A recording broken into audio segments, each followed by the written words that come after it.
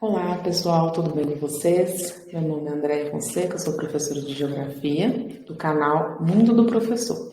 Hoje nós vamos fazer a correção do PET do volume 2 da semana 1 do oitavo ano do ensino fundamental da disciplina Geografia, ok? Antes da gente começar a correção, eu peço o apoio de vocês, dando o like de vocês aí, se inscrevendo no meu canal, ok? E ativando o sininho, que vocês vão conseguir receber as notificações dos próximos vídeos, das próximas correções, ok? Vamos lá, então. Então, eles já colocam para a gente, né? A unidade temática, que é o sujeito e seu lugar no mundo. O objeto de conhecimento, que é a diversidade e dinâmica da população mundial e local. A habilidade, analisar aspectos representativos da dinâmica demográfica, considerando características da população, perfil etário, crescimento vegetativo e mobilidade espacial. E os conteúdos relacionados são a dinâmica demográfica do país, estado e município. O município e suas características socioeconômicas, ambientais, políticas e culturais. A população por idade e sexo, que no caso é a pirâmide etária, e os indicadores sociais. Então, eles colocam para a gente o tema, que no caso é a dinâmica da população mundial, e explica o que o estudante vai ver nessa semana. Então, ele vai compreender que a população mundial está distribuída de forma irregular pela superfície terrestre e vai observar também as tendências de crescimento populacional e analisar os principais fatores relacionados a elas. Então, vem a população mundial em números. Então, no ano de 2018, a população mundial contava com aproximadamente 7,6 bilhões de pessoas, estimativas, né, que indicam que no ano de 2030 já vai haver em torno de 8,5 bilhões de pessoas habitando a Terra e 9,8 bilhões em 2050.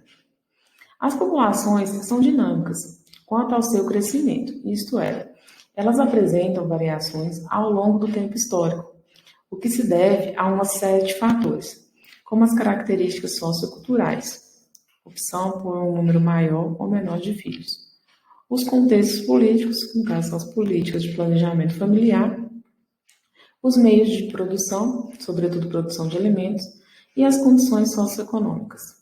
Essas mudanças impactam na taxa de crescimento demográfico, ou seja, é no caso daquele percentual de crescimento da população determinado ao longo de um período, geralmente de um ano, né, que consideram o crescimento, esse incremento populacional ocasionado pelo crescimento vegetativo e pelas migrações. Aí vem a parte do crescimento vegetativo, né, ou natural, explica o que é que ele refere-se, né, a diferença entre as taxas de natalidade e de mortalidade, neste caso considerando, né, desconsiderando os dados referentes às migrações. Todos esses fatores dependem de acesso à saúde, educação, moradia, alimentação adequada e da situação econômica e política de um país.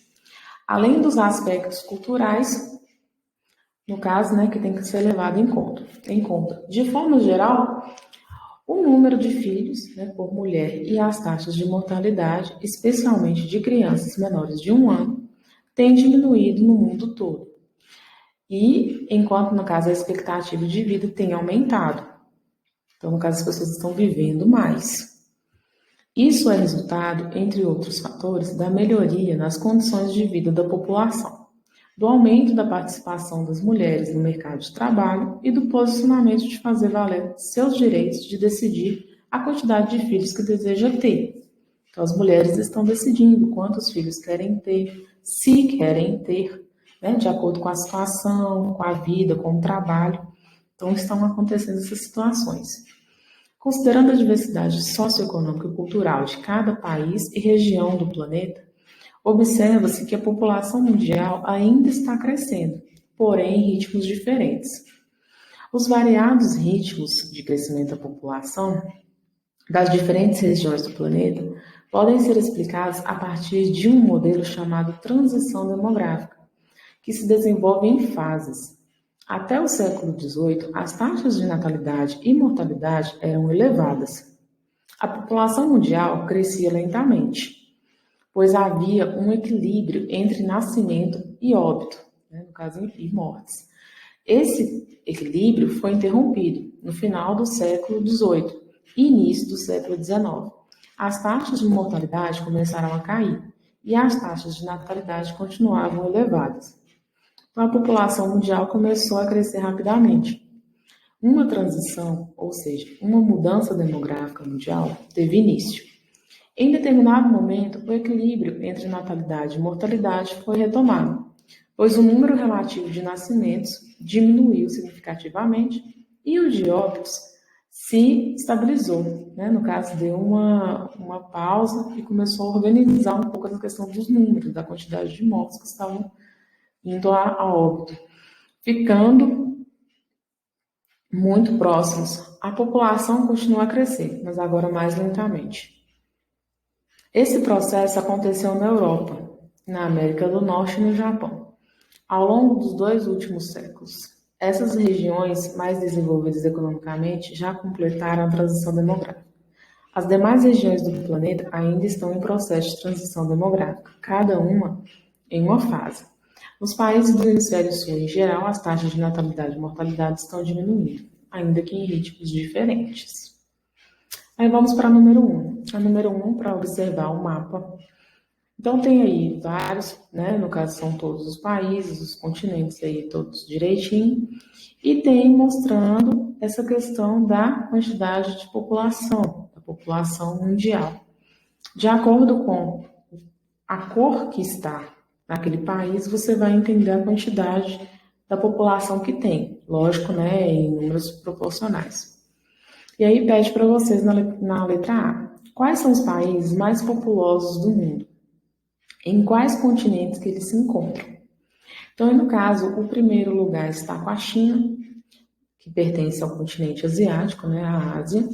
O segundo lugar é a Índia, que pertence também à Ásia. O terceiro lugar é os Estados Unidos, que pertence à América. O quarto lugar é a Indonésia, que pertence à Ásia. O quinto lugar é o Paquistão, que também pertence à Ásia. O sexto lugar está com nós, né, Brasil, que pertence à América. Então, esses daí são os 6 primeiros, os 6 mais populosos do mundo. Lembrando, né, observando que 4 aí são da Ásia. Então, a Ásia realmente é muito populosa. A número 2 vem falando assim, o envelhecimento da população está mudando radicalmente as características da população da Europa, onde o número de pessoas com mais de 60 anos deverá chegar, nas próximas décadas, a 30% da população total. Graças aos avanços da medicina e da ciência, a população está cada vez mais velha. Então, no caso, eles estão vivendo mais. E aí fala, isso ocorre em função de quê? Aí vem a letra A, do declínio da taxa de natalidade e aumento da longevidade. Está correta, né? Qual é esse aumento da longevidade? É o aumento do período que você está vivendo, o aumento dos seus anos de vida. Letra B, aumento da natalidade e diminuição da longevidade. Não, a longevidade está aumentando. Letra C, crescimento natural e aumento da taxa de natalidade. Também não é natural, está modificado. Aumento da longevidade e do crescimento vegetativo. Também não. Então, no caso, a correta é declínio da taxa de natalidade e aumento da longevidade. Número 3. Sabe-se que a população mundial se concentra principalmente nos países subdesenvolvidos. E nós, né, estamos pertencendo a esses ainda, por enquanto. Mesmo que haja países mais desenvolvidos, né, superpopulosos. Sabendo disso, o continente mais populoso em termos absolutos é o A, né? No caso, vai ser o continente asiático, que, como eu já tinha mostrado na outra questão, tem muita população, é extremamente populoso. Então, no caso, o continente, né, é o asiático. Número 4. Desde o século XIX, as taxas de mortalidade de vários países da Europa começaram a diminuir. Esse processo só chegou aos países subdesenvolvidos após a Segunda Guerra Mundial. Essa rápida queda da taxa de mortalidade pode-se afirmar que, devido, né, em relação a essa queda da taxa de mortalidade. Aí vem a letra A. Foi acompanhada na mesma intensidade pela diminuição das taxas de natalidade e de fecundidade. Não, não acompanharam, pelo contrário. Letra B. Promoveu um forte crescimento populacional, denominada explosão demográfica, como a gente viu lá no texto, no início. Realmente teve. Promoveu, sim, esse crescimento populacional. Então, ela está correta. Letra C. Deu início à estabilização da população mundial que passou a crescer menos desde os anos de 1960. Não, não aconteceu. Pelo contrário, teve crescimento populacional. Letra D. Representou mudanças na estrutura etária da população dos países pobres, que passaram a ter altas porcentagens de velhos. Não, estava tendo era mais essa questão de crescimento, de natalidade. Então, muitos estavam nascendo. Então, tinha mais gente, no caso, mais novos do que mais velhos. A correta é a letra B. Promoveu um forte crescimento populacional que é denominada explosão demográfica. Número 5. Observe o gráfico das fases de crescimento populacional e responda. Então, aí é um gráfico de transição demográfica e tem várias fases ali embaixo, a fase 1, 2, 3 e 4. Aí vem a perguntinha, letra A. Quais fatores influenciam a aceleração do crescimento demográfico na fase 2? Então, no caso, a fase 2 seria a fase de, no caso, esse avanço em relação à questão demográfica. Então, são as melhores condições de acesso a saneamento básico e saúde. Então, se você tem essa melhoria das condições, né, de vida, de você acessar a saúde, ter o acesso à saúde de forma mais fácil, ter esse saneamento básico, o avanço demográfico acontece. Então, a população melhora, a população aumenta devido a essas melhorias. A letra B. O que proporciona a desaceleração demográfica vivenciada em países que se encontram na fase 3 no gráfico de transição demográfica? A taxa de natalidade, né, e a taxa de mortalidade são mantidas baixas. Ocorre o crescimento vegetativo, mas é menor que o da fase 2. A letra C. Estudiosos afirmam que o Brasil está vivenciando a quarta fase, na qual ocorre redução nas taxas de natalidade e mortalidade. Quais são os efeitos disso na faixa etária da população? Então, no caso, o aumento da população idosa e também o encolhimento, né, da população total, pois as taxas de fecundidade ficam abaixo da necessária para uma reposição da população. Então é isso, gente, já acabou, né? São poucas questões. Espero que vocês tenham gostado, eu agradeço muito por estarem aqui. E mais uma vez, deixem o like de vocês, se inscrevam no canal e ativem o sininho que eu vou fazer as correções das próximas semanas, da disciplina de Geografia. Muito obrigada, um abraço a todos.